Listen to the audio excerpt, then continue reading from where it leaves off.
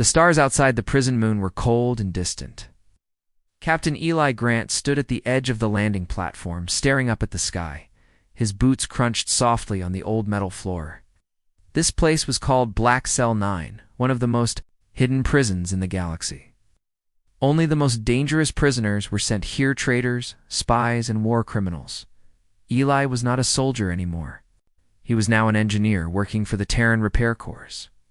His job was simple: fix the broken comm systems on the prison moon and leave. But something felt wrong. The orders came too fast. Clearance was too easy. "Stay sharp," he muttered to himself as he walked toward the dark hallway of the prison tower. The prison was quiet. Too quiet. Old lights flickered above him. Security bots hovered in the air, watching silently. The guards didn't talk much. They barely looked at him. He followed the prison warden through the halls, toolbox in hand. "Comm systems are in Block D," the warden said in a rough voice. "Don't wander and don't ask questions." Eli gave a small nod. Understood. But as he walked, he noticed something strange. Many cells were empty. Some looked damaged. Burn marks on walls. Strange symbols scratched into steel. Then he saw her. Behind a thick energy barrier stood a tall alien woman. Her skin was a soft silver blue. Her long hair flowed like white silk. Chains wrapped around her wrists and ankles, connected to the floor and wall. She sat calmly on the edge of a metal bench, her golden eyes fixed on Eli. "Who is she?" Eli asked quietly. The warden frowned. "No one. Just a dangerous prisoner. Stay away from her." But Eli's feet didn't move. His eyes met hers. She didn't blink. There was no hate in her face, only sadness. And something else. Curiosity. "What did she do?" he asked. "She's the Princess of Valeria," the warden said with disgust. "Tried to make peace with Earth. Her own people called her a traitor. Now she's ours. We keep her alive. Or now." The warden pushed him forward. Eli's mind raced. He had heard stories of the Valerian Empire. They were proud, advanced, and very old. Humans had only met them 30 years ago, and it almost led to war. But peace came barely. Then it broke again. No one knew why. But now, here stood the Valerian princess, chained and forgotten in a prison moon. Eli worked on the comm system for hours. But his thoughts stayed on the woman in the cell. At night, when the guards left him alone to rest in his quarters, he opened a secret data port and pulled prison files. Name: Zara Valeria. Status: high-value political prisoner. Reason: tried to form an alliance with Earth against her councils. Orders: captured by her own people. Sent to Earth as a gift of peace. Condition: no contact, no visitors, no release. He stared at the screen. She tried to help us. The next day, Eli passed by her cell again. This time she spoke. "You're different," she said in a calm, deep voice. Eli stopped. "How you look at me. The others don't." He glanced around. No one nearby. "I'm just a repair." "Tech, that may be," she said, smiling faintly. "But you were the first one who looked at me like I mattered." He didn't know what to say. She sat straight, regal, even in chains. She wasn't weak. She wasn't broken. "I'm Eli," he said. "I know," she replied. "Your name is in the system. I read everything I could before they locked me out." "Why did you want peace?" he asked quietly. Zara's golden eyes softened. "Because war between us would destroy everything. My people fear humans. They see you as wild, dangerous, but I see something else. I see fire, spirit, heart. We have forgotten those things." Eli felt his chest tighten. He had seen death in war. He had lost friends. He had hated aliens once too. But this wasn't what he expected. "You're a prisoner now," he said. "Why not hate us?" She looked down at her chained hands. "I don't blame you. I blame those who fear change." Silence followed. Then the warden's voice echoed from the hall. "Move along, Tech." Eli stepped back. Before he turned away, Zara spoke once more. "Will you come back tomorrow?" He nodded. For the next 2 days, Eli made excuses to check on the system again. He brought small things extra: water, an energy bar, A data chip with a music file. Zara smiled when she heard the human tune. She closed her eyes and said it reminded her of the sea winds on her home planet. "Why do you help me?" she asked once. "I don't know," Eli answered honestly. "I guess I believe you." "Then I will say this," she whispered. "Will do whatever you ask of me. I just want to be free. And maybe someday, to be yours." Eli blinked. "What?" Zara didn't look away. "My culture, we speak plainly when we feel truth. I do not want to return to my people. I want to live a real life. And when I see you, I feel like I belong." He didn't know what to say. His heart pounded. This was dangerous, maybe madness. She was an alien princess, a prisoner, a target. But somehow, she spoke with more honesty than anyone he had met in years. Suddenly, alarms rang in the hallway. Red lights flashed. "Prisoner breach," shouted a guard over comms. Eli backed away quickly. The moment was broken. Guards rushed in. He was forced to leave Zara's block. They didn't say what happened. They didn't let him go back. Back on his ship, Eli stared out at the stars. Her words echoed in his mind. "Tell me what to do, human. I just want to be yours." Eli Grant couldn't sleep. His small bunk on the engineering ship felt like a coffin. The engine hum was usually comforting, but tonight it only reminded him of how far he was from that cold prison moon, from her Zara Valeria. The name stayed. In his mind, like a quiet fire. Her face, her voice, the way she looked at him without fear, the way she had said, "I just want to be yours." He had tried to forget her, but it was useless. Every moment they had shared felt too real. She wasn't a monster. She wasn't the enemy. She had tried to bring peace. For that, she had been thrown in chains. Eli sat up and opened his datapad. He had downloaded files from the prison logs just for system review. He had said, but now he opened the deeper files. Encrypted messages. Old recordings. One stood out. It was a video. Grainy, old, but clear enough. Zara stood in a great hall, dressed in shining royal robes, her head high. Her voice was strong. "I asked the council to consider a future with Earth not against it. The humans are not perfect, but they are honest. They fight because they believe. If we destroy them, we destroy ourselves. We must change, or we will fall." Gasps followed in the hall, then silence. The video ended with guards taking her away. Eli's hands curled into fists. "She spoke the truth," he whispered. He opened the files again and checked the maintenance logs. Every week, the prison sent a drone to check system updates. The drones had small memory chips inside, just enough to hide a message. It was risky, but worth it.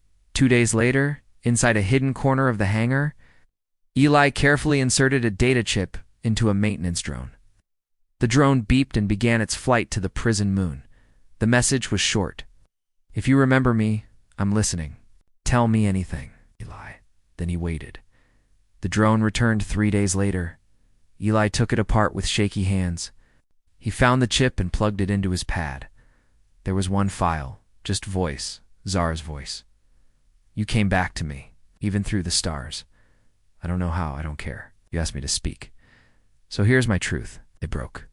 My name, my pride, my family. They said I was foolish to believe in peace. But you looked at me like I still had worth. I dream of Earth now, of walking under your sky, of hearing music again, of laughing. Tell me what to do, human. I just want to be yours. Eli sat in silence. No lies, no tricks. Just her voice, soft, honest. It shook something deep in him. Something he thought he lost in the war. Back on the command deck, Eli acted normal. He did his job, repaired circuits, cleaned fuel lines.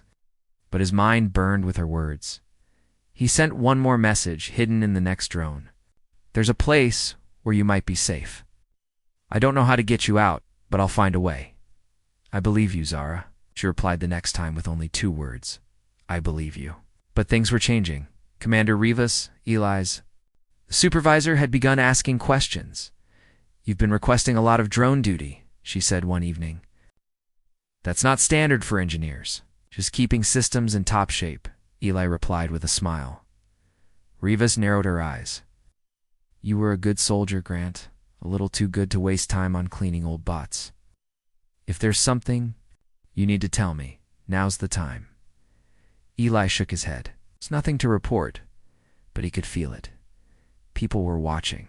Messages to Zara were becoming dangerous. If the fleet found out, she'd be executed. He'd be locked away. For life, still. He couldn't stop.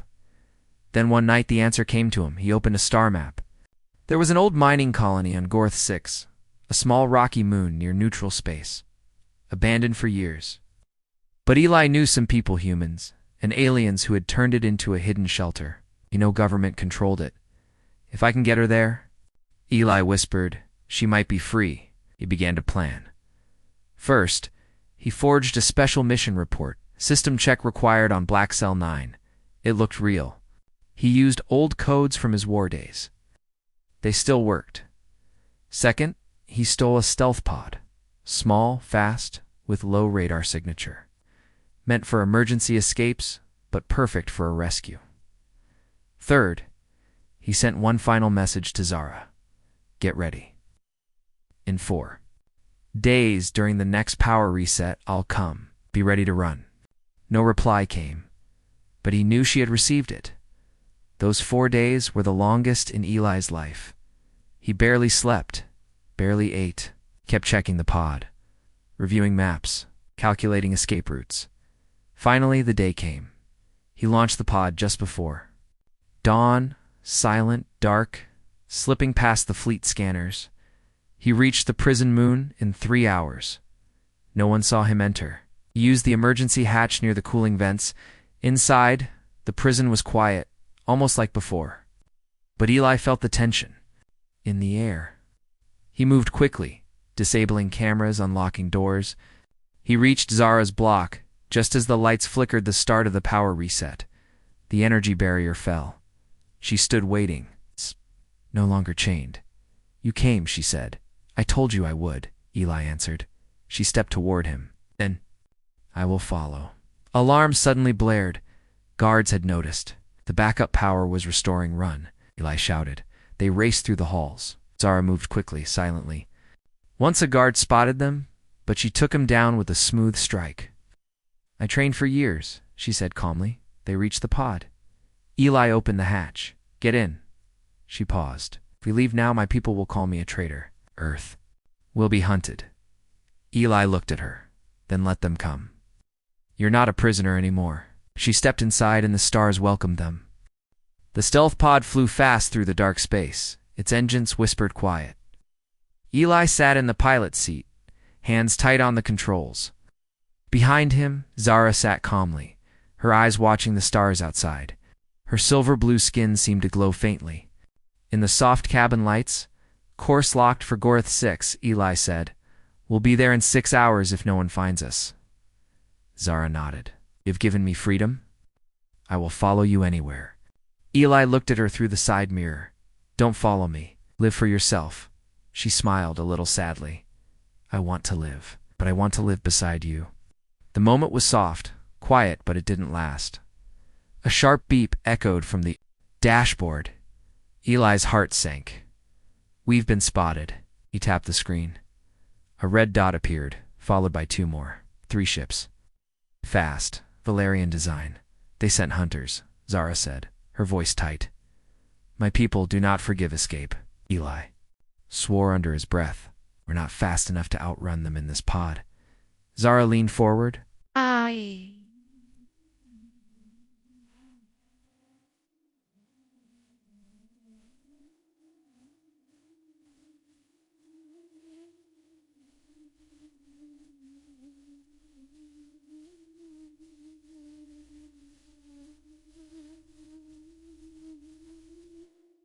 There's a cloud of ion dust ahead.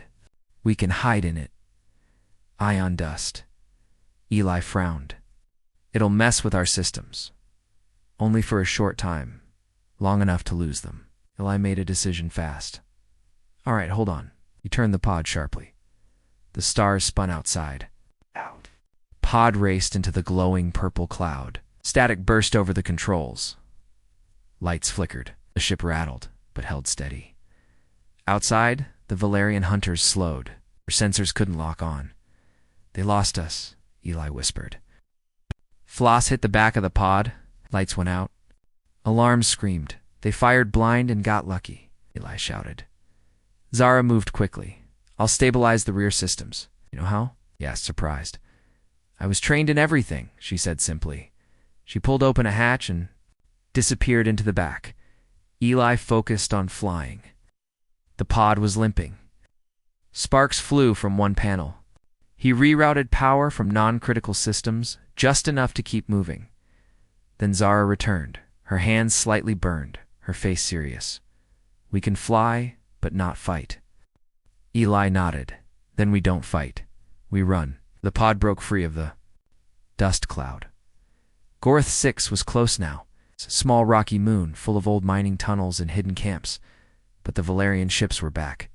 One appeared on the left side, then another on the right. They're boxing us in, Eli said. Zara stared.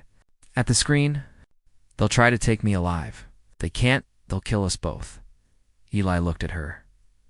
You still want to live? She reached for his hand. Only if you're with me. He squeezed her hand. Then we're not dying today. He Pulled the pod hard downward, straight toward the rocky surface of Gorth 6. They won't follow that close into a gravity dive, he said. Too risky. The pod shook as it entered the moon's atmosphere. Fire danced outside the windows. The Valerian ships pulled back just a little. Enough for Eli to make a move. He spotted a narrow canyon.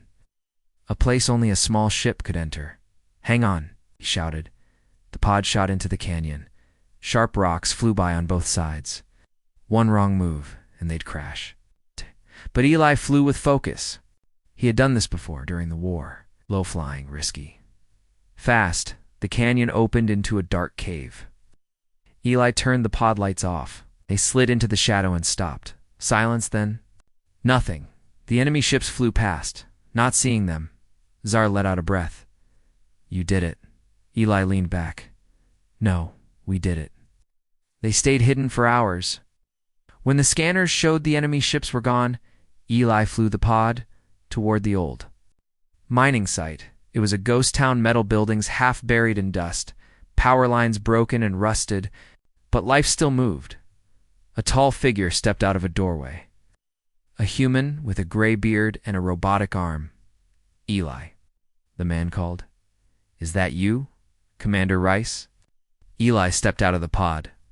Zara followed, who'd pulled low over her hair. Rice looked from Eli to her, eyebrows raised. You've got some explaining to do. Inside the old command shack, Eli told Rice everything.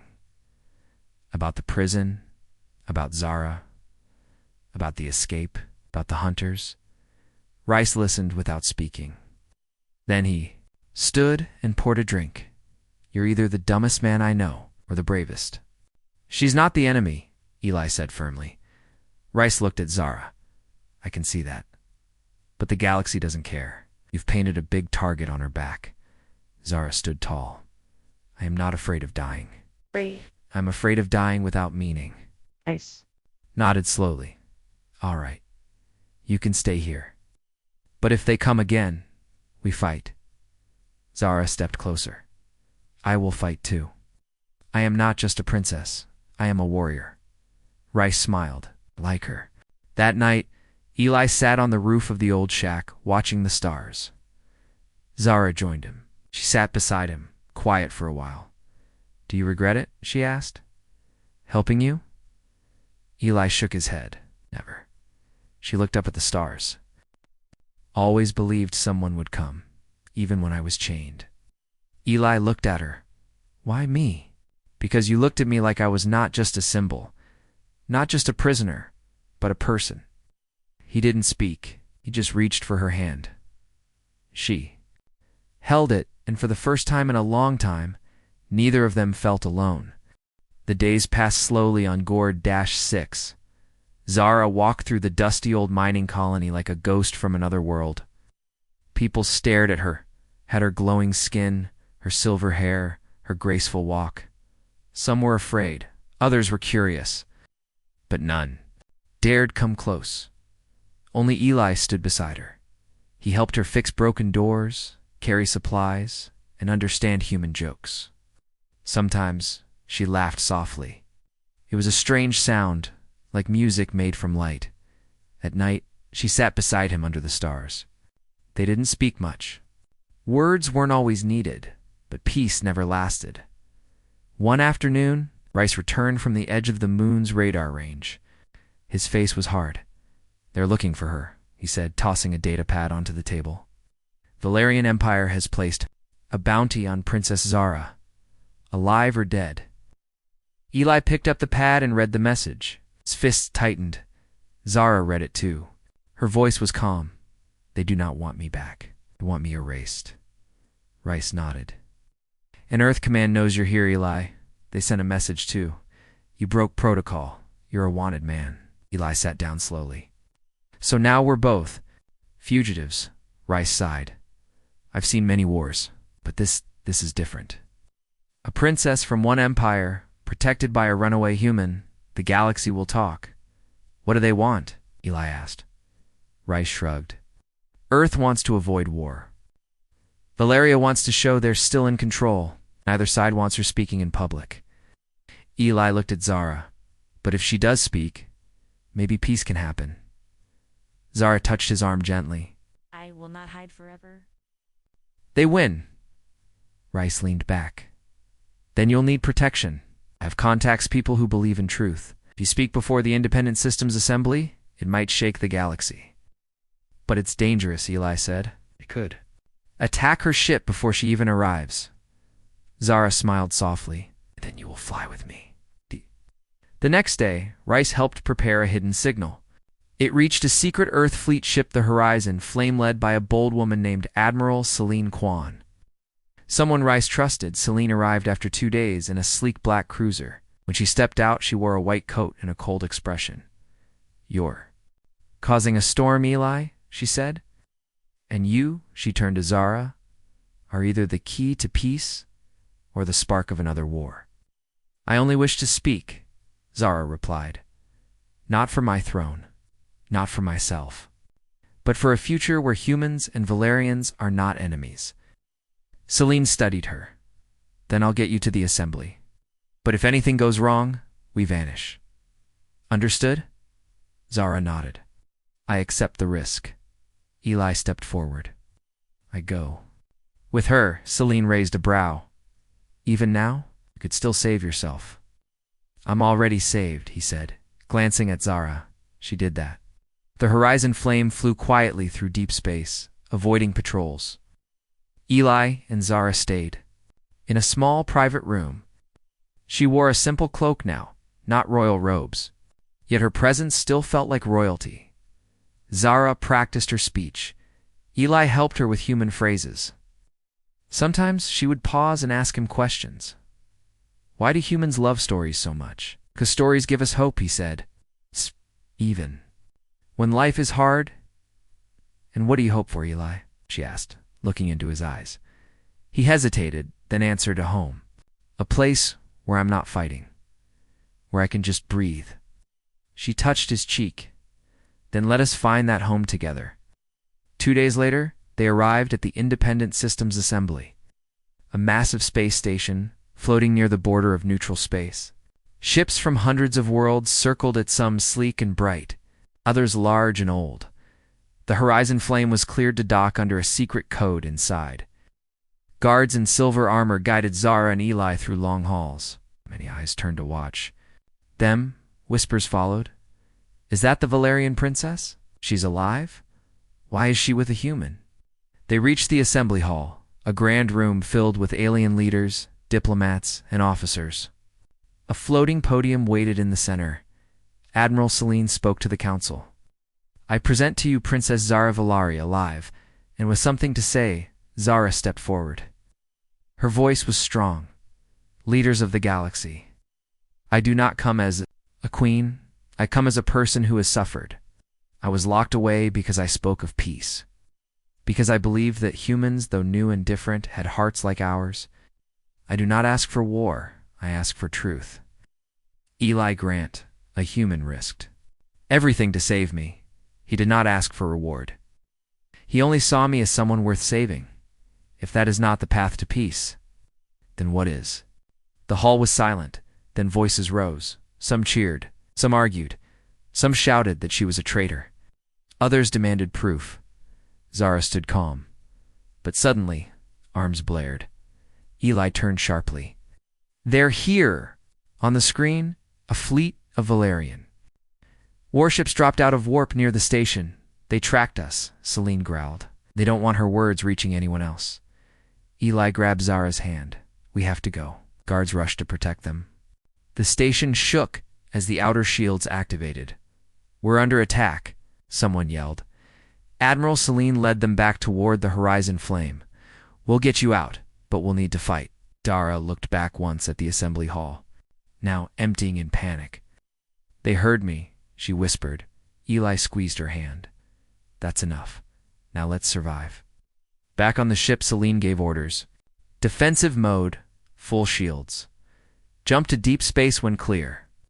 The horizon flame roared to life. Enemy ships fired from all directions, but the cruiser held strong. Eli and Zara strapped in near the bridge. Explosions lit up the stars outside. "Almost through," Celine shouted. Another blast hit the rear. Systems sparked. The ship shook violently. Zara grabbed Eli's arm. "No matter what happens, I'm not afraid." "Should be," he said. "Because I am." She smiled. "That means you still care." With one final blast of speed, the ship jumped into warp, disappearing into the safety of deep space. They had escaped, but the galaxy was no longer quiet. The stars outside the window moved slowly now. After the high-speed jump, the horizon flame floated in deep space, hidden, silent, and far from any known path. Eli stood near the control panel, staring at the stars. His face was tired, his eyes full of thoughts. The last few days had changed everything. They had escaped warships, faced a galaxy of doubt, and now. They waited behind him. Zara walked softly. She wore a simple earth jacket now, her royal robes long gone. Yet something about her still felt like royalty. Calm, proud, but kind, thinking about what comes next. She asked gently. Eli nodded. "I don't know where we go now. You spoke your truth, but the galaxy still wants your silence." She came beside him and looked out the window too. "Then let them want. I will not hide anymore." A soft knock came at the door. Admiral Celine stepped in. "We received a signal," she said. "From Earth." Eli turned. "Are they coming for us?" "No," Celine replied. "They want to talk." 3 hours later, a private meeting began through a secure connection. A large holoscreen glowed in the ship's command room. 3 Earth Council members appeared, their faces serious. Zara stood straight. Eli stood beside her. Celine stayed quiet in the background. "Princess Zara," said one councilman, "you've caused quite the storm." "I did only what I believed was right," Zara replied, spoke the truth. A woman on the council leaned forward.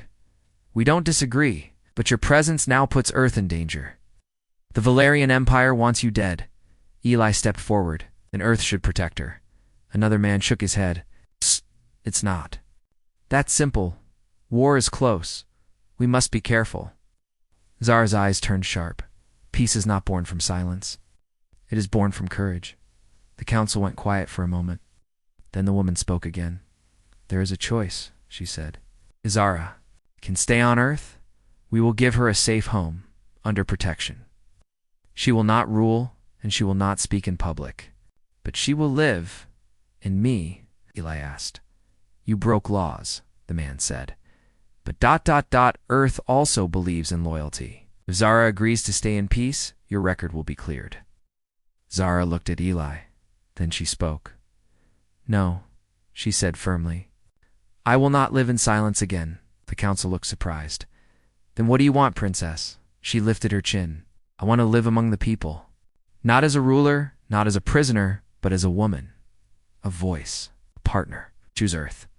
Not because I must, but because I want to." She took Eli's hand. "I choose him." Eli blinked. "Zara, I told you," she said softly. "Tell me what to do, human, and I will do it." I only wanted to be yours. Now, I want to be mine too, and still be with you." The council whispered among themselves. Then the woman nodded slowly. "Very well," she said. "You may come to Earth. As a citizen, it's not as a princess, but as Zara.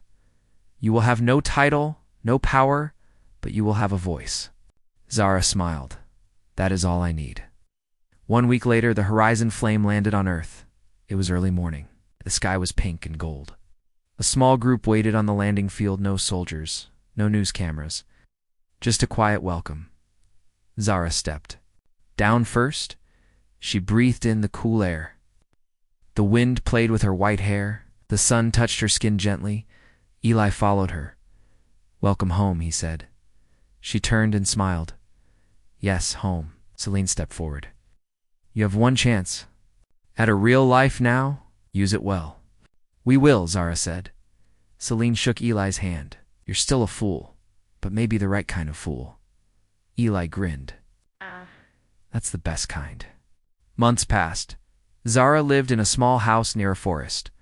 Birds sang each morning. She grew plants. She read human books. She learned how to cook badly at first, but Eli never complained. Children from the village would come just to stare at her. Some thought she was a story. Others brought her flowers. One evening, a little girl asked, "Are you a real princess?" Zara knelt down and smiled. "Not anymore. Now I'm just Zara." Eli worked as a ship mechanic again. A quiet life. But he didn't miss the old days. He came home each night to laughter, soft music, and warm tea. Sometimes they would sit outside watching the stars. "They'd still watch us," Zara said one night. "I know," Eli replied. "Do you think they'll come again?" "Maybe," he said, "but not today." Zara leaned against his shoulder. "Then today's enough." One day a message came. From Rice. From GORATH-6. The Valerian Empire was changing. A new leader had risen.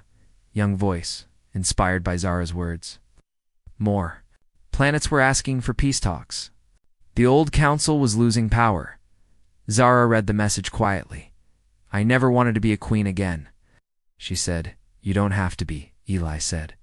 "You already changed more than most rulers ever could." She looked at him. "Do it alone," he smiled. "No, we did it together." A year later, Zara stood in front of a small crowd in the town square. She wore simple clothes, no crown, no guards. Just a microphone and a small platform. She spoke softly. "Many of you know who I was. Few know who I am. I was once a princess. Now I am just someone who found freedom. Not in escape, but in honesty, in kindness, in love. I came here afraid, but you gave me a chance. You listened. You let me heal. So I say this now, not as royalty, but as your neighbor. Peace is not given. It is chosen, and today I choose peace." The crowd clapped gently. Some wiped tears from their eyes. Eli stood at the back, his arms crossed, his smile quiet. Zara walked to him after the speech. "You did great," he said. "I was shaking." She whispered, "No one saw it," he said. "They only saw your heart." She held his hand. "And what do you see?" He looked into her eyes. "I see the woman I love." She blushed softly, still not used to human emotions. "Then I am yours." "And I'm yours," he said. Under the stars that night, they danced to soft music. No royal ball, no grand feast. Just two people, one human, one alien sharing. A moment in peace, and far above them, the galaxy watched. Some still hated, some still feared. But many began to hope, because once a human saved a princess, and the princess chose Earth.